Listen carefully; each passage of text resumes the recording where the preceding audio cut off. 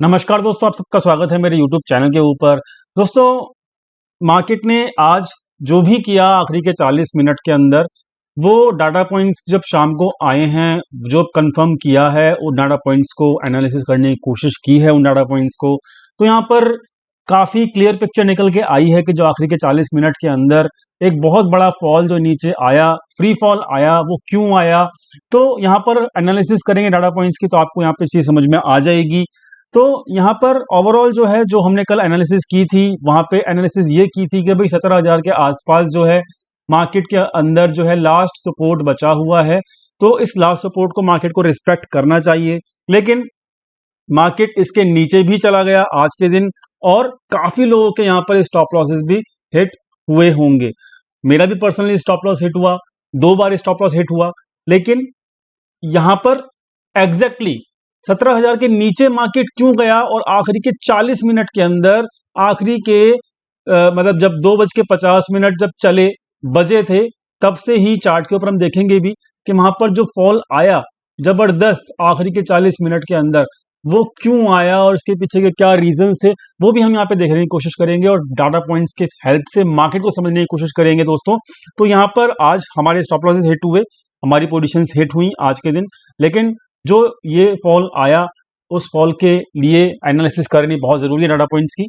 तो हम यहाँ पर अपनी एनालिसिस करने से पहले, डाटा पॉइंट्स की एनालिसिस करने से पहले, हम यहाँ पर दो चीज देख लेते हैं कि अगर मैं 5 मिनट का यहाँ पे चार्ट देखूं, तो 5 मिनट का चार्ट जो है वो आज केवल और केवल इतनी सी, देखो यहाँ पर आज के दिन मार्केट यहाँ पर ओपन हुई।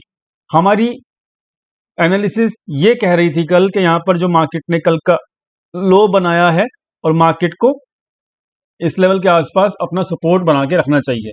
ठीक है, ये हमारी कल की एनालिसिस थी। मार्केट पूरा दिन जो है इस कल के लो से बहुत दूर यहां पर कहीं ना कहीं आपकी ट्रेडिंग करता रहा, पूरा दिन ट्रेडिंग करता रहा।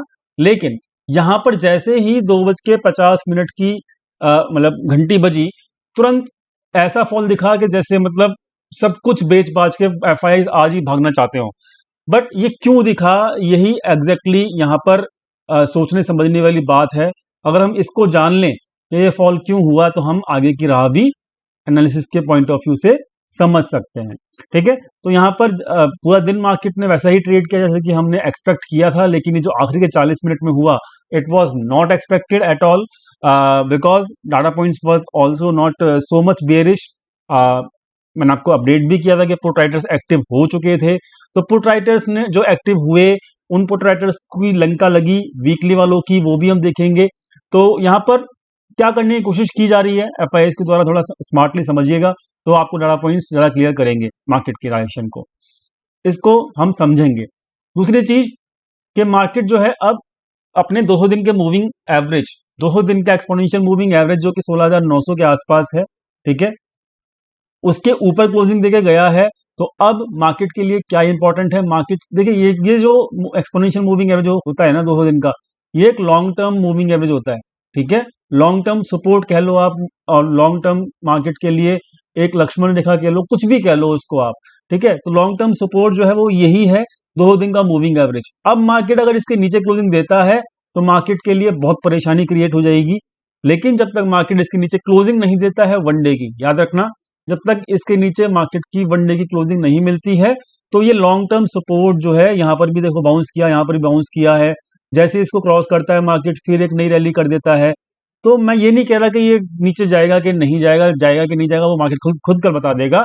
लेकिन मैं आपको कम से कम इतना जरूर कह रहा हूं कि जब तक इसके नीचे, क्योंकि देखो इतना नीचे तो अब आ चुका है, ठीक है, लेकिन ये एक इंपॉर्टेंट सपोर्ट भी है 200 दिन का मूविंग एवरेज। इसको जरूर मार्केट ने आज के दिन रिस्पेक्ट किया है, कल के दिन करेगा या नहीं करेगा, इट इज टोटली, मतलब देखते हैं क्या होगा कल के दिन।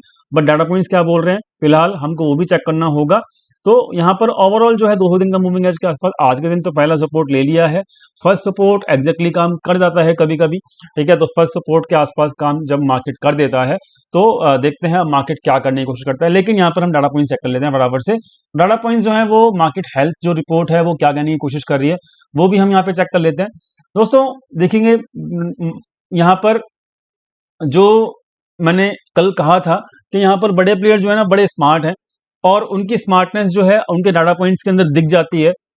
यहाँ पर जो लॉन्ग टू शॉर्ट रेशियो था एफआईआईज का वो 0.78 था, नीचे जाने की गुंजाइश काफी ज्यादा कम थी, एक्सपेक्टेड था, तो 2 दिन से मैं चिल्ला भी रहा था।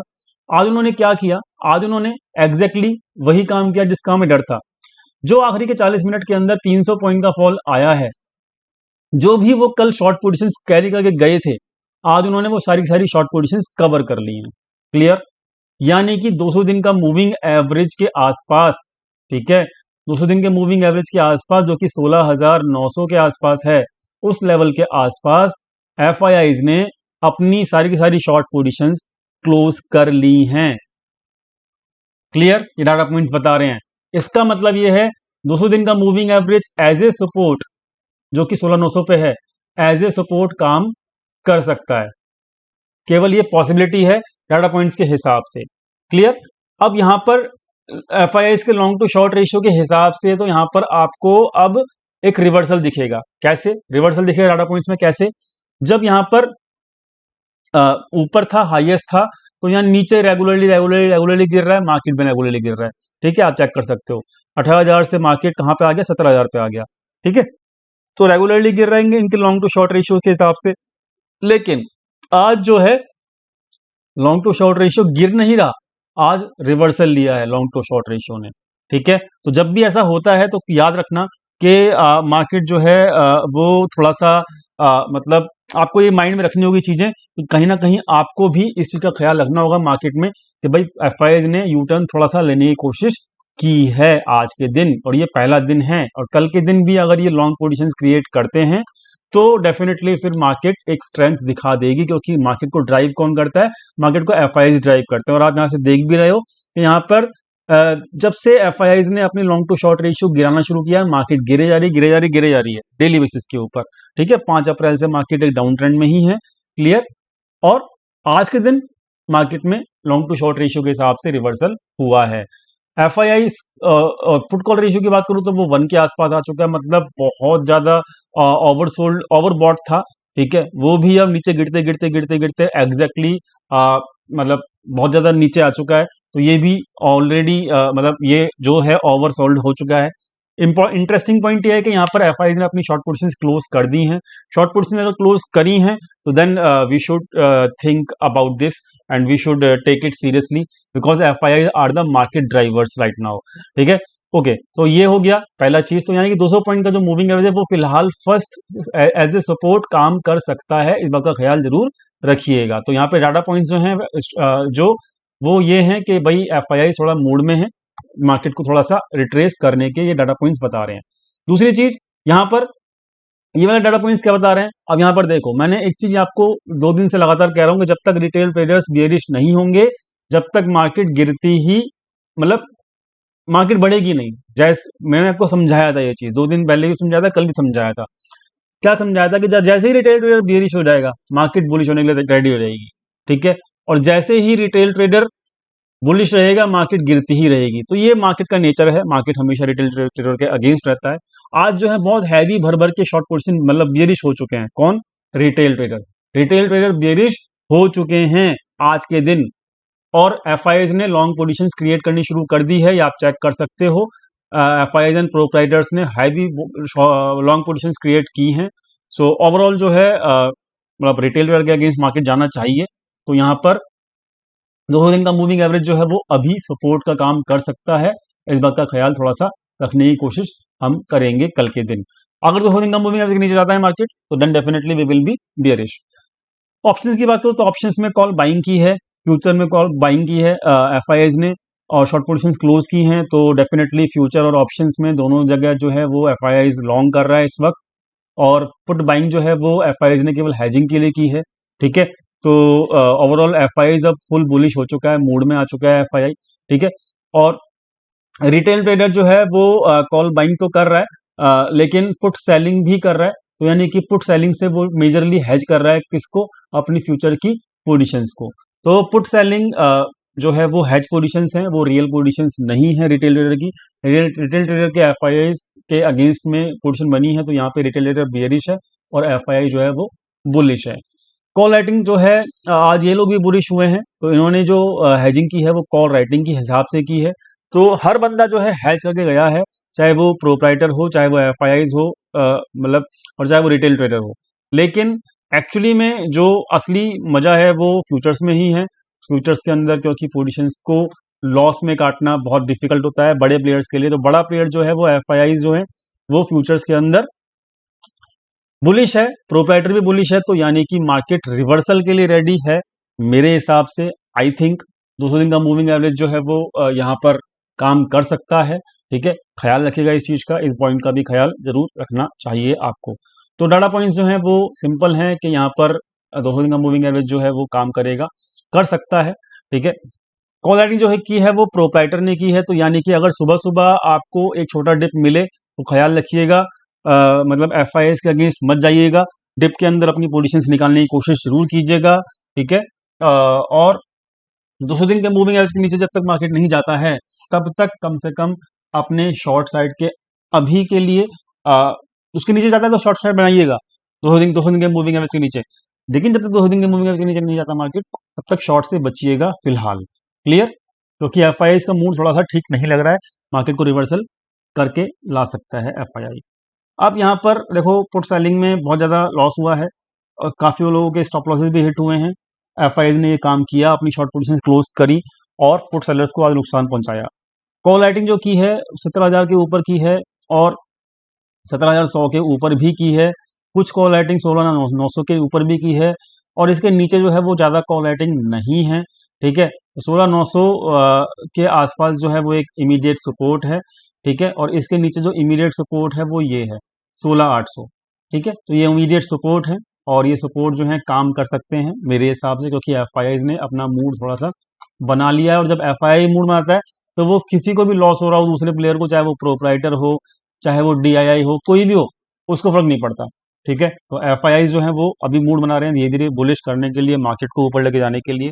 ठीक है ना, तो यहाँ पर इंटरेस्टिंग क्या है ना, इंटरेस्टिंग यहाँ पे देखो एक चीज और है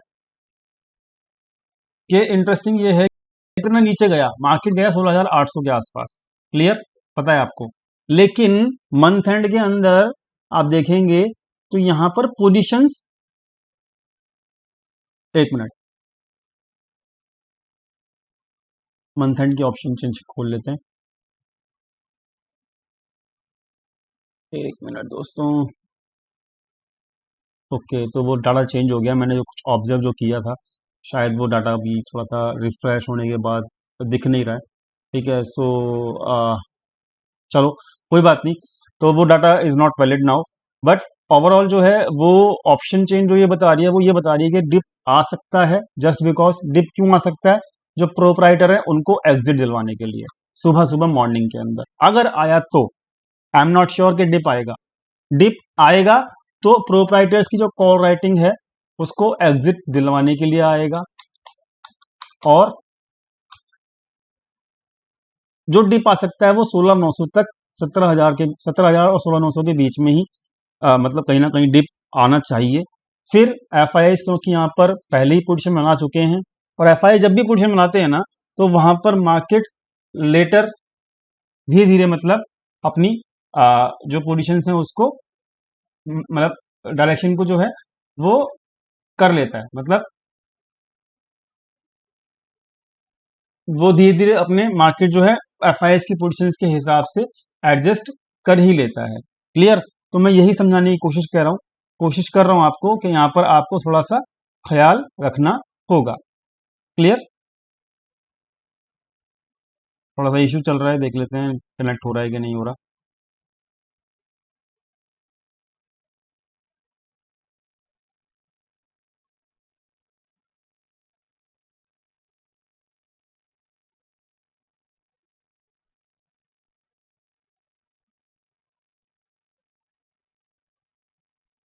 तो यहाँ पर ओवरऑल जो है ऑप्शन चेन जो है वो ये बता रही है कि यहाँ पर जो है पुट बाइंग जो कर रहे हैं, पुट बाइंग केवल और केवल की गई है उसके द्वारा, हैजिंग के लिए की गई है। तो put buying is not the क्या कहते हैं रियल पोजीशंस।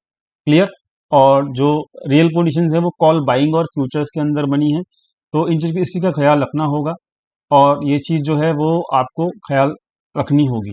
तो कहीं ना कहीं ये 200 दिन का मूविंग एवरेज जो है काम कर सकता है और इसी का ख्याल जरूर रखिएगा।